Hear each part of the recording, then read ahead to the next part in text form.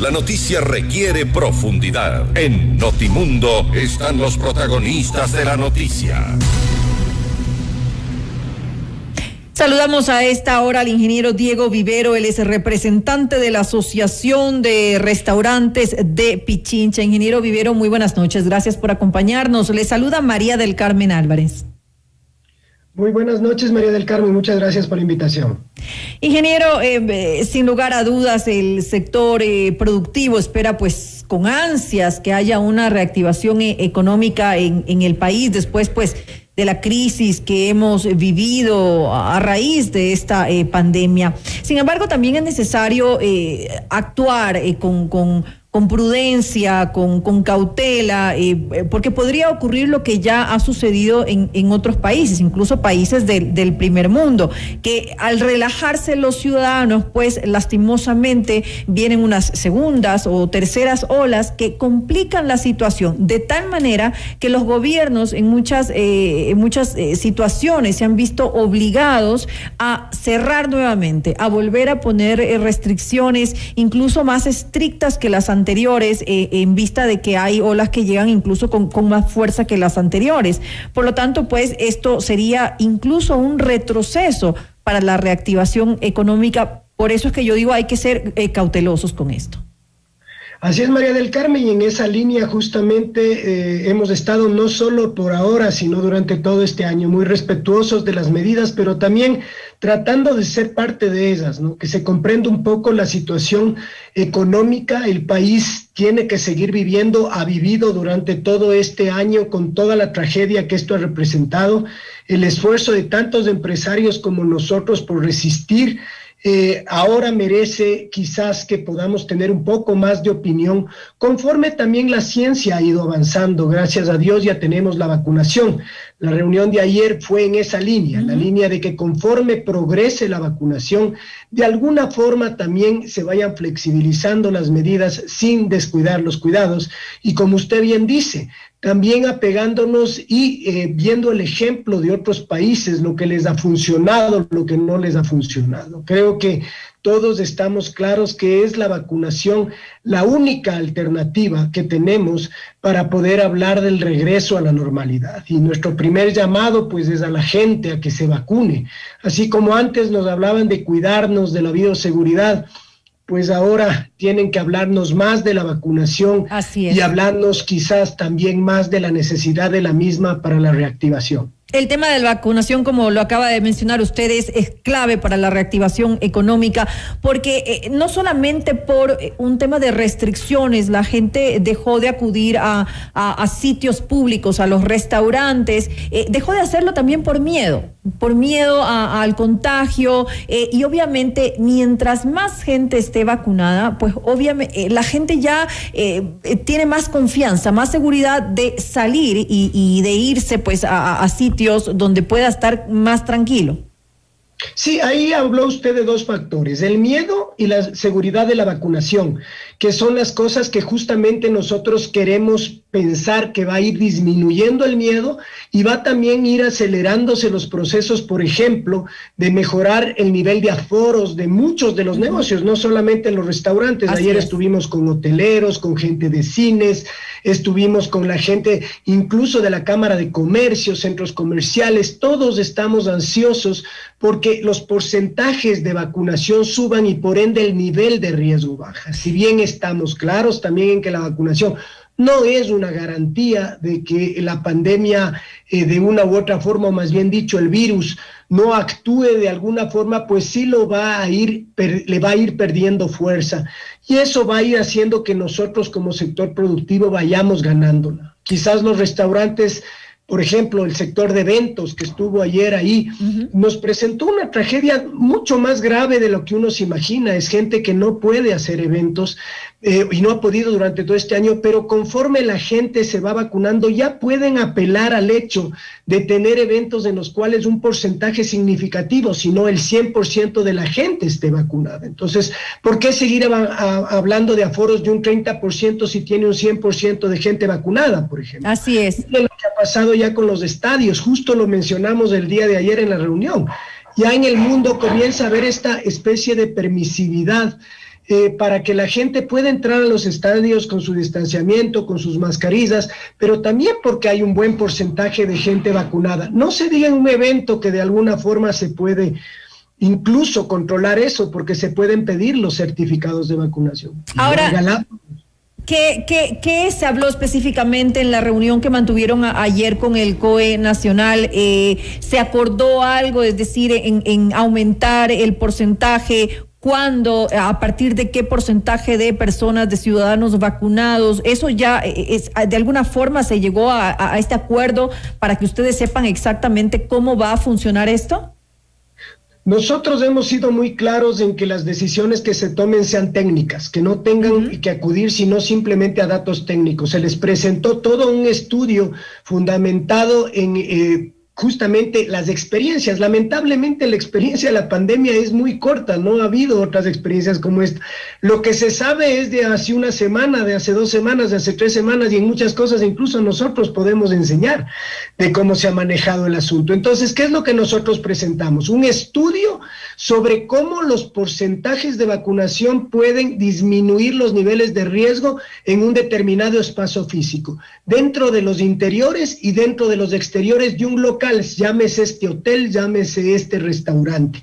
Con este estudio nosotros hemos logrado, y quizás ese es el principal logro de esta reunión, es contar con una silla dentro de esa mesa de lo que se llama el COE Nacional, que finalmente están todos los ministros y demás, pero el sector productivo realmente no ha estado ahí representado como tal, es decir, el que está en el momento, la verdad, no estaba representado, pues va a estar, y va a estar representado con una persona que de alguna forma, con este avance de la vacunación, también podamos nosotros ir técnicamente haciendo propuestas dentro de este plan y de esta propuesta metodológica que se ha ido siguiendo. Eso fue lo primero que hablamos. Lo otro que hablamos es justamente ir pasando ya a un mensaje más propositivo dentro de la línea del encuentro que este mismo gobierno lo está planteando, dentro de ese encuentro ya con un estado de ánimo mejor, con una voluntad de reactivación, con un sentido de confianza en los negocios ecuatorianos formales,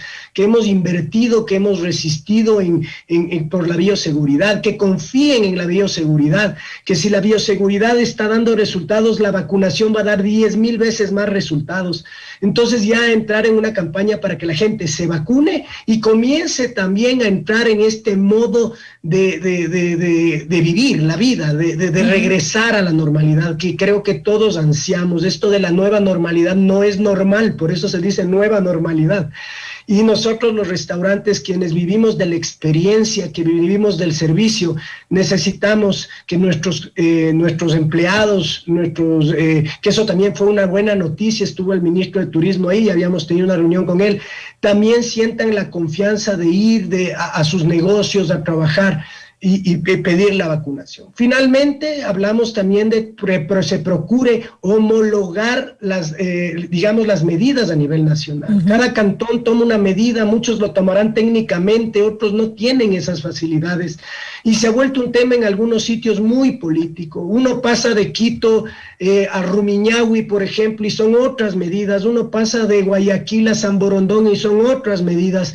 Entonces tratemos de ir homologando las medidas porque hay demasiada confusión. Los cines nos hablaban de que en San Borondón están al 75%, mientras en Quito están al 30%. Es dramática la situación de los cines también, y todas son inversiones que de una u otra forma tienen atrás de ellas una gran cantidad de personal que ha sido ya separado, que se ha vuelto a unir y que no puede estar en sin razón de los confinamientos y demás, que es quizás algo que tenemos que dejar atrás. No podemos volvernos a confinar, tenemos que buscar la alternativa, y ahora yo creo que la respuesta está en nosotros y la vacunación, vacunarnos. Ahora, específicamente con este sector, con los restaurantes, ¿qué tan afectado se ha visto a raíz de las restricciones que se tomaron, a raíz de que también la gente pues dejó de acudir por temor? ¿Qué cantidad de restaurantes han tenido que cerrar sus puertas por esta situación que estamos viviendo? Bueno, lamentablemente desde que inició esta situación ha habido altibajos, ¿no es cierto? Al principio muchos restaurantes cerraron, en el intermedio cuando se entró a semáforo amarillo, muchos reabrieron, unos no resistieron, otros sí resistieron, pero nosotros calculamos que no menos de un 40% de los negocios como los conocimos o cambiaron o desaparecieron. Asimismo, y eso es muy importante mencionarlo, apareció una informalidad muy peligrosa. Económicamente para un país, porque definitivamente la informalidad trabaja en la clandestinidad y la clandestinidad es lo que justamente ha generado tanto desorden y tantos problemas sanitarios, pero también en el hecho definitivamente de una competencia desleal. Entonces los restaurantes, como muchos negocios, no solo sufrimos el efecto de la pandemia y todo lo que ha representado en la baja de la demanda, sino que además hay una oferta informal que satura satura el mercado, y eso nos está también a nosotros afectando muchísimo. No estamos en contra de los emprendimientos, creo que parte de la solución es que la gente reinvierta, vuelva, emprenda y demás, pero los emprendimientos en igualdad de condiciones, donde si yo vendo una pizza, pues el señor de la casa de al lado vende pizzas, no va a tener nunca los mismos costos que yo tengo, y no puede ser posible también que haya un mercado también paralelo que compre esos productos por precio y no piense en el país, en los impuestos, en la seguridad social de los empleados, pero principalmente en su salud, porque a nosotros nos han exigido, más allá de que nosotros ya siempre hemos usado buenas prácticas, por eso tenemos los permisos que tenemos, ahora la bioseguridad. Creo que parte de lo duro de esto y de lo que hemos aprendido nosotros y que hemos tenido que convivir es justamente que ese 40% de restaurantes formales que tuvieron que desaparecer por los costos formales que tenían, se han visto en muchos casos suplantado por esa informalidad. Ahora, usted nos acaba de dar esa cifra que es dramática en realidad, el 40% de aproximadamente locales que han tenido que cerrar debido a esta situación económica que ha causado la pandemia.